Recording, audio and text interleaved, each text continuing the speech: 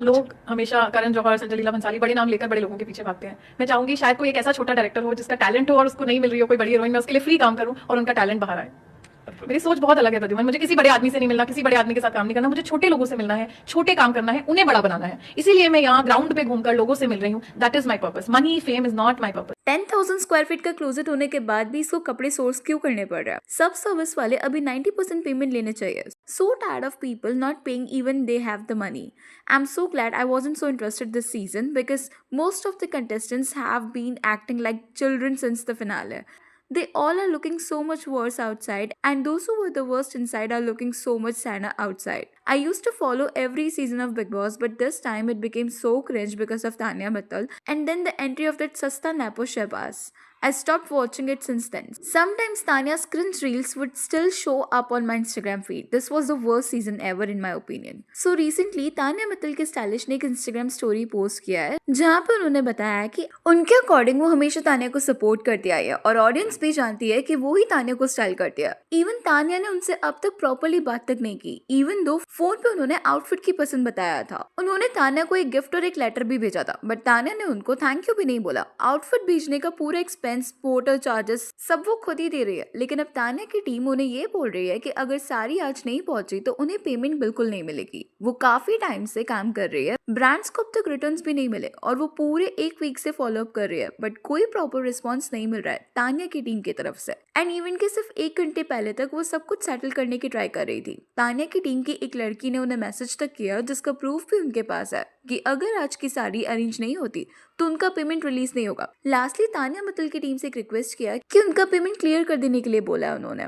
Stylist ने अपनी story के बाद एक रील भी पोस्ट की और उस रील के कैप्शन में उन्होंने और डिटेल में लिखा। उन्होंने लिखा कि वो हमेशा तानिया को सपोर्ट करती आई है, चाहे इंटरव्यूज हो, बाइट्स हो, सेलिब्रिटी वोटिंग वीडियोस हो या सपोर्टिंग क्लिप्स हो। इवन तानिया के खुद के इंटरव्यू में भी स्टाइलिस्ट ने उसका सपोर्ट किया था, बट अब उनसे तानिया ने कपड़े सोर्स करवा के स्टाइलिस्ट को एटीट्यूड दिखा रही है। स्टाइलिस्ट का कहना है कि पूरे एक वीक तक सारी साड़ी और लहंगा उन्होंने अरेंज किया, वो भी सब एक्सपेंसिव पीसेस। उन्होंने कहा कि ब्रांड्स भी बहुत एक्सपेंसिव है, कोई चाहे तो चेक भी कर सकता है।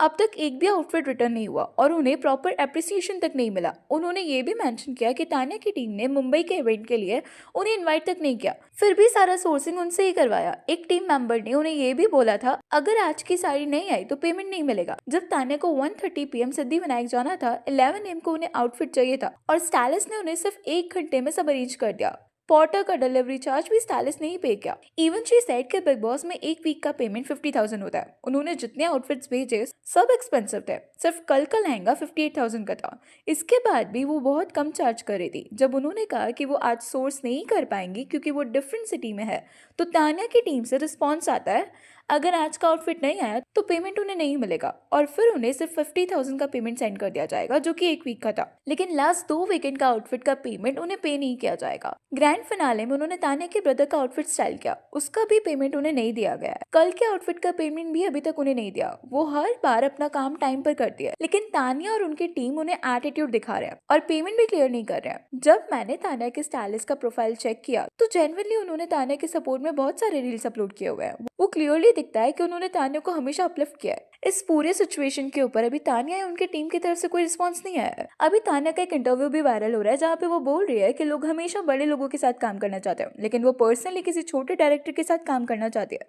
उनके अकॉर्डिंग वो ऐसे डायरेक्टर के साथ काम करना चाहती है जिनके पास टैलेंट तो है लेकिन उन्हें हीरोइन नहीं मिल पा रही है। तानिया का कहना है कि उन्हें उन छोटे डायरेक्टर से मिलना है, उनके साथ काम करना है और उन्हें बड़ा बनाना है। इवन उन्होंने ये भी बोला कि उन्हें मनी फ्रेम नहीं चाहिए। लेकिन अब इस स्टेटमेंट के बाद काफी लोग तानिया का डबल स्टैंडर्ड्स बोल रहे हैं। अगर तानिया को असली में छोटे डायरेक्टर्स के साथ ही काम करना था, अगर उन्हें बड़ा प्रोड्यूसर बिग नेम के साथ काम करना पसंद नहीं, तो फिर वो एकता कपूर के शो या बिग बॉस में क्यों गई? काश ये रील एकता कपूर तक पहुंचा है। She doesn't work with big directors and producers. And और भी कई ऐसे कमेंट्स हैं जहां लोग एकता कपूर को टैग कर रहे हैं। अगर उन्हें बड़े प्रोड्यूसर्स और बड़े प्लेटफॉर्म्स पे काम करना ही नहीं, अगर उन्हें सिर्फ छोटे डायरेक्टर्स को अपलिफ्ट करना है, तो फिर बिग बॉस जैसा मैसिव रियलिटी शो ज्वाइन करने की क्या नीड थी? इवन लोग जनरली ऐसे शोज पे जाते हैं ताकि उन्हें और एक्सपोजर मिल सके, उन्हें और बड़ी अपॉर्चुनिटीज मिले। तानिया ने बिग बॉस हाउस से बाहर आने के बाद अपना फर्स्ट प्रोजेक्ट का काम स्टार्ट भी कर दिया है। एक और वीडियो भी वायरल हो रहा है जहां तानिया सिद्धिविनायक मंदिर से बाहर निकलते पैप्स को सिल्वर कॉइन्स दे रही है। तानिया मित्तल ने पता है पैप्स को सीधा सिल्वर कॉइन ही दिया। और तुम्हें पता है बुरा मुझे किस बात का लग रहा है?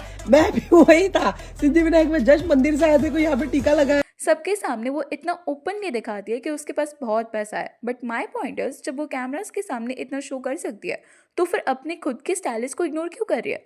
बसी ने जो इंटरव्यू दिया था और तान्या के बारे में जो कहा गया था कि वो काला जादू करती है, तो इसके ऊपर तान्या ने सरकाज़म में कहा कि वो जादू करती है और इसीलिए सब लोग उनके बारे में बात कर रहे हैं। मैं आपसे कह रही हूँ मैं जादू करती हूँ, पूरा घर मेरी बात कर रहा है, पूरा देश बात कर रहा है, तो कुछ जादू तो किया है।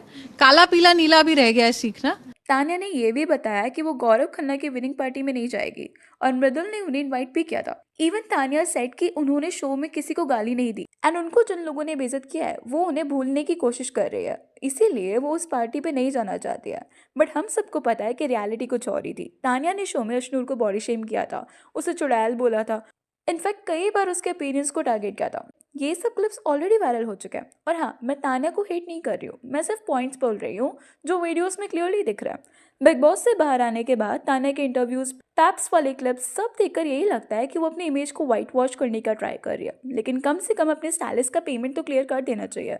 जब वो पैप्स को चांदी के कॉइन्स दे सकती है तो यहाँ पर हम लोग ये भी नहीं बोल सकते कि उनके पास कोई प्रोजेक्ट नहीं है या पैसे नहीं है। और ये पहली बार नहीं है, पास्ट में भी तान्या के एक्स बॉयफ्रेंड ने उन्हें एक्सपोज किया था।